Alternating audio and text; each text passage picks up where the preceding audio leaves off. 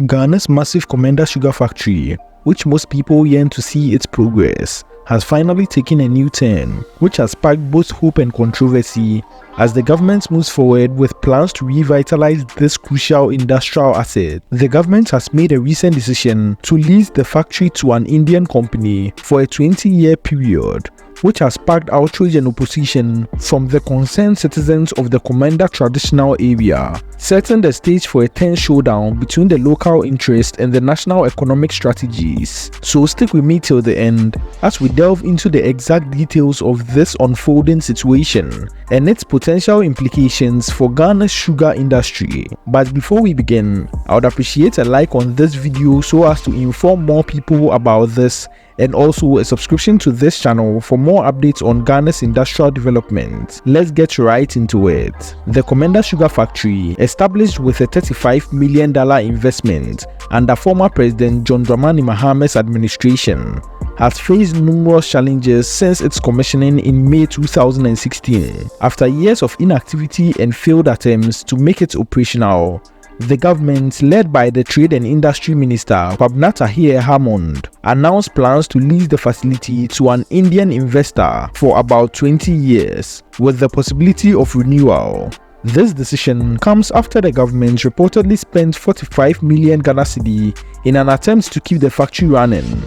Minister Hammond emphasized that this move is part of a broader strategy to revive the country's sugar industry and reduce its dependence on imported sugar. The lease agreement outlines plans for a comprehensive overhaul of the factory's operation. Since all investment into the factory has gone to total waste, with the Indian investor is expected to bring in expertise in sugar production and implement efficient management systems. However, the announcement has been met with strong opposition from the residents of Komenda and the surrounding communities. These heartbroken protesters argue that leasing the factory for a foreign investor goes against the original vision of the project, which was to empower local farmers and create a thriving sugar industry rooted in the community. They fear that the new management may prioritize profit over the crucial welfare of the local workers and farmers, potentially leading to job losses and reducing economic benefits for the region.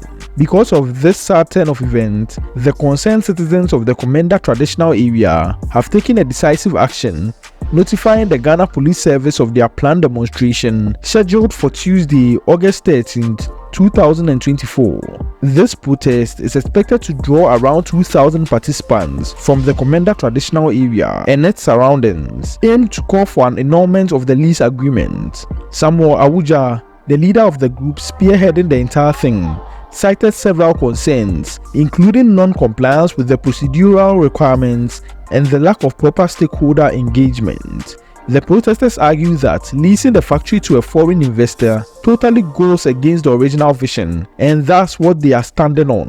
Furthermore, the group and many people who have heard this project is calling on the government to reverse its decision to import raw sugar and instead restore the Komenda Sugar Factory's original purpose of utilizing local sugarcane outgrowers. This demand highlights the tension between the government's strategy to make the factory operational and the community's desire to preserve local agricultural interests. The situation underscores the complex challenges facing Ghana's industrial development efforts.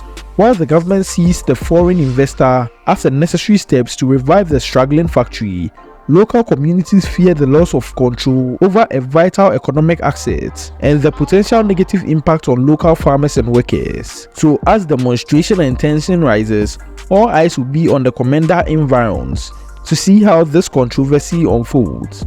Will the government reconsider its decision in light of the local opposition, or will it proceed with the lease agreement in the interest of the national economic goals? Let me know your thoughts on this update about the Komenda Sugar Factory and what you think is the right way to go. If you are interested in following the development of this story and more, and its impact on Ghana's industrial landscape, be sure to like this video and subscribe to this channel for more updates. Also, check out our next video where we explore other major industrial projects shaping Ghana's economic future.